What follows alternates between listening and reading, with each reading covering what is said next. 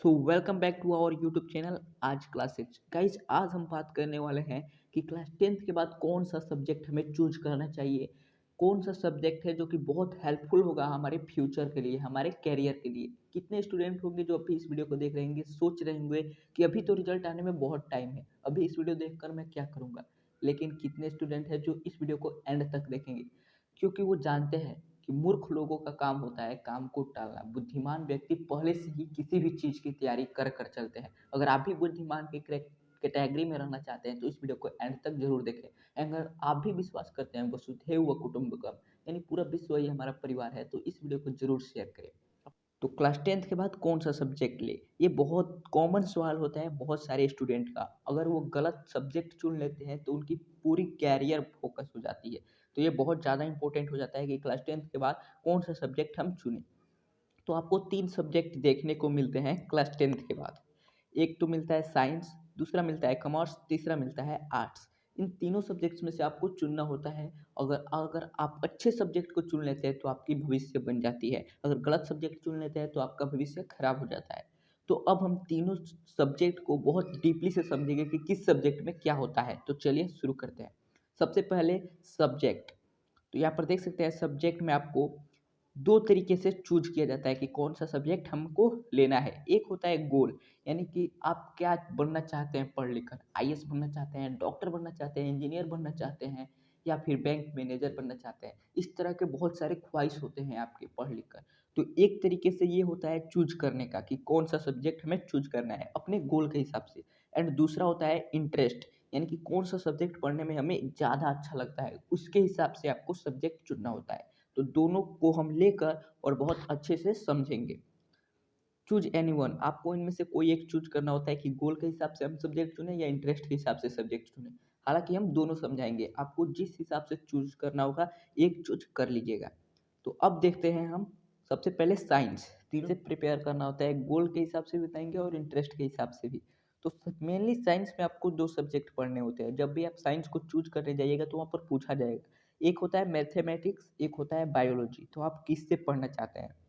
तो देखिए, अगर आपको गोल के हिसाब से पढ़ना है, तो अगर आप इंजीनियर बनना चाहते हैं, इस लाइन में जाना चाहते हैं, इंजीनियरिंग लाइन में, पॉलिटेक्निक लाइन में, आईटीआई करना चाहते हैं, तो आप मैथ को चूज कर सकते हैं। One of the best option होगा अगर आपको गोल के हिसाब से पढ़ना है। अगर आपको इंटरेस्ट है मैथ में तो भी आप मैथ को ले सकते हैं, अगर इंटरेस्ट के हिसाब से चलना चाहते हैं तो।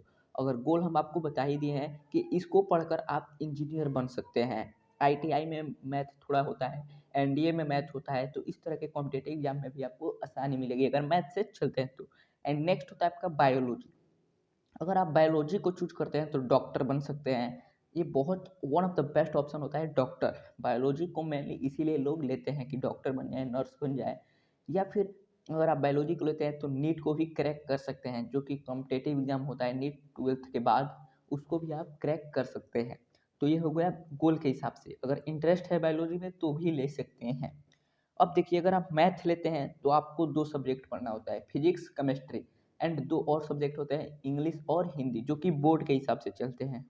अब बोर्ड पर तय करता है, जैसे कि बिहार बोर्ड में पिछले साल तक इंग्लिश 150 नंबर का हुआ करता था, हिंदी 50, अब 100 नंबर का दोनों हो गया है, इंग्लिश और हिंदी। और आपका बायोलॉजी की बात करें तो बायोलॉजी में भी आपको फिजिक्स केमिस्ट्री पढ़ना आता है। और बोर्ड के हिसाब से आप जहाँ के बोर्ड है आपका, जैसे बिहार बोर्ड है तो यहाँ पर इंग्लिश 100 मार्क्स और हिंदी 100 मार्क्स। तो ये हो गया आपका प्रॉपर साइंस का। हमने आपको गोल बताया और इंटरेस्ट के हिसाब से बताया। अब देखते हैं हम कॉमर्स की। तो अगर आप कॉमर्स लेते हैं तो इसमें आपको 3 सब्जेक्ट पढ़ने होते हैं। अकाउंटेंसी, इसमें भी थोड़े बहुत मैथ होते हैं, जैसे प्रॉफिट एंड लॉस, परसेंटेज, ये सारे इसमें पढ़े जाते हैं अकाउंटेंसी में। एंड एक होता है बिजनेस स्टडीज, यानी कि आप बिजनेस से रिलेटेड इसमें स्टडीज करेंगे। एंड एक होता है इकोनॉमिक, यानी अर्थशास्त्र के बारे में अध्ययन करेंगे। तो अगर आप कॉमर्स लेते हैं तो आप बैंक मैनेजर बन सकते हैं। ऐसे जितने भी ऑप्शन हैं बैंक लाइनिंग के या फिर कंपटीशन होते हैं जो बैंकिंग के, उसको आप क्रैक करने में आपको आसानी मिलेगी अगर आप कॉमर्स से चलते हैं। तो ये होगी आपकी गोल के हिसाब से। अगर आप कॉमर्स में इंटरेस्ट रखते हैं, अगर आपको percentage, profit and loss, business studies में अगर आपको इंटरेस्ट है, तो आप कॉमर्स को चूज कर सकते हैं। One of the best option होगा आपके कैरियर के लिए। एंड नेक्स्ट है आर्ट्स, जो कि one of the most valuable subject है, बहुत इंपॉर्टेंट सब्जेक्ट है। हालांकि बिहार में इसको लोग इज्जत नहीं देते। अगर आप बोलेंगे कि हमने इंटर में आर्ट्स से लिया है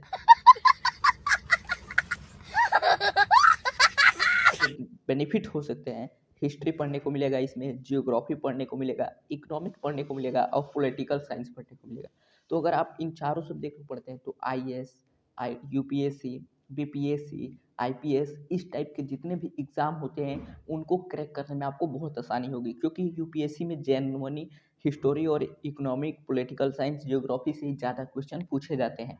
लगभग बहुत ज़्यादा क्वेश्चन पूछे जाते हैं। तो arts one of the best option होगा अगर आप आईएएस, यूपीएससी, बीपीएससी को क्रैक करना चाहते हैं तो।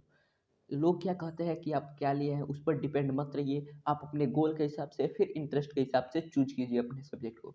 अगर आपको ये वीडियो थोड़ी सी भी हेल्पफुल लगी होगी अगर आपको सब्जेक्ट डिसाइड करने में, तो प्लीज़ चैनल को सब्सक्राइब करिए ताकि ऐसी वीडियो आपको आगे मिलती